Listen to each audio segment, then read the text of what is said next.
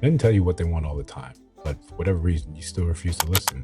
Subscribe. Let's talk about it. All of these ambitious goals of mine that I've been able to achieve, I thought that would be attractive. And in meeting men and dating a lot of successful men, none of them would ever talk about how exciting it is that I've invested in properties or would ever even want to come to see my house. All my accomplishments were minimized. Just realizing, wow, I think it deters them. It does. It intimidates them. I agree with that because I used to feel that way too. Like I used to think he gonna care that I got my degree. He gonna care that I'm successful. He gonna care that I got my own shit. I pay my own bills. No, men do not care about that. I always say just get rid of your shit because they like girls without it. It's so crazy because it really is hard to find a man that can just really support you and be happy and be like, look at my girl. Like you think that everybody wants to praise Jay-Z and Beyonce, but a lot of y'all could not be Jay-Z sitting there in the crowd cheering for her like that. They can't. And Jay-Z be like this. Happy as hell. And y'all be praising, but y'all not Beyonce. Okay, but you not Jay-Z either. Woo! Exactly. All of these. No, we would all have no problem being Jay-Z, being out there supporting, putting our woman out for our wife. That's not the issue. And it doesn't seem to matter how many times men try to tell you what it is. You kind of just refuse to listen. It shows us that you have an inability to think about men and what they say as being actual truth. You're curious about what's going on with men, and then when they tell you, you still come up with some other fool's idea that makes me intimidated. It deters them. No, because you have the inability to separate success with insufferability, become impossible to deal with because you think that success means something to us. It does not mean the same thing it means to you. Congratulations, you bought properties. Congratulations, you're successful. Great. We've got no issue with that. It's now the way you think this somehow entitles you, the way you think now this makes you better than the people around you. The way you start treating people, the way you start looking at people as they're beneath you, as they're below you, the way you become aggressive. You use the fact that you've got success as a reason to justify your masculine traits.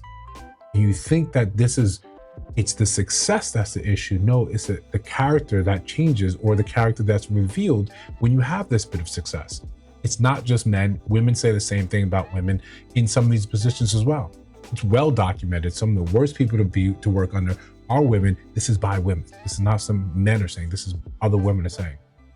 Some people that are part of this channel, they've said the same thing. We've had those conversations. Before we get into this one, like, comment, subscribe, hit that notification bell so you don't miss no uploads. We're still trying to do 2 a day. Still trying to, throw out some lives here and there. But besides that, we got merch in the store. We got membership open. So hype the video, share the video. So with that, out the way, look, this is a simple thing.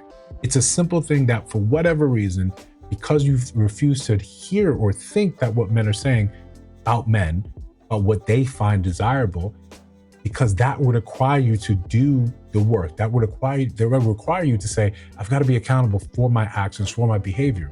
It's easier to put the onus back on the men. Think about it. Consider it. I'm upset that men don't value what I value, even though they told me what they value. Where in this space does it require or lend you space to actually listen to the truth? You start realizing that, right? And it's not because men have been saying it, it's because your options start dwindling. You run headfirst. You run this race with blinders on, even though men are telling you, lace up the shoes, fix the stride. You're going too fast. You're going too slow. This is what we want. You still been saying, I don't want to hear that because I believe I know better for you. And even when you still running into a wall, even when you're not getting into success, it's still somehow a man's fault. It's still because a man is failing to come up short in some sort of way, some sort of fashion. You want to say, well, look at Jay-Z. You guys couldn't be Jay-Z supporting Beyonce. We would love to support our women. When men constantly telling you that we want a woman that's going to be a reflection of us, why would we want you to be poor? Why would we want you to be broke? I know when you hear that men would date someone working at McDonald's. Yeah, we say that because what you do is not as important as how you make us feel. If you make us feel magical, important, right, appreciated, we're going to invest in you. We want to do stuff and build you up. We want to take you from here to wherever your dreams desire. But instead, you think, no, that it's a competition. I'm independent. I'm successful. He should want me. You don't know enough about men that you feel comfortable filling in what you would want and think that men think the same thing. It's one of the most selfish things that we never call out when it comes down to women. You think you're self-centered, that your ego won't allow you to say, other people may feel differently. Other people may want other things from me. You are describing when you're building yourself up. You're saying, I've got these properties. How come they don't want to come see it? Who talks like that? Yo, come check out my properties with me. Oh, congratulations. I don't care. I don't care. Are we getting into a venture together? Are we looking to say what we can do here? Are we coming and do like repairs? What do we? You just want me to come and see your success. Okay, right? It's like, hey, come check out my yacht.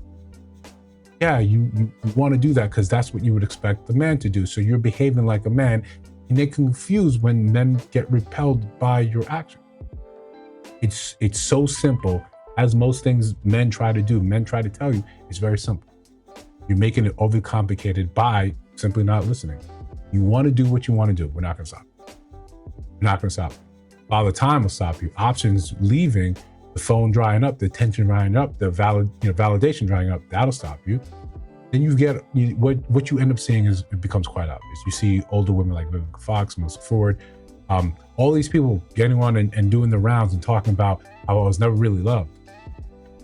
You sound insufferable. You sound crazy. It's not saying what you're saying is not true. It's not saying that these experiences, but when you had the eye of the world, especially the Black community, when your name was on everyone's tongue and probably moaned in some Kleenex somewhere, you could have had your pick.